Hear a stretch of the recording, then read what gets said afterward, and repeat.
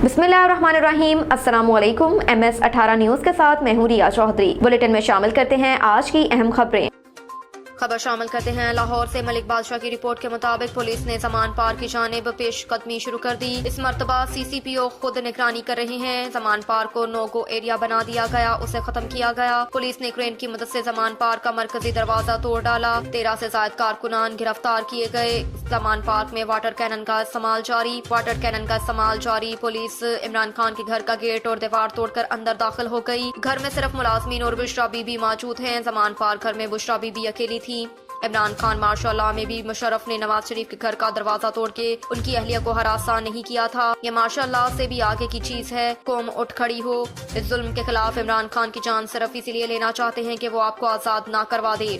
Police ने इमरान खान की लाहौर में रहायश का जमान पार्क में ऑपरेशन किया।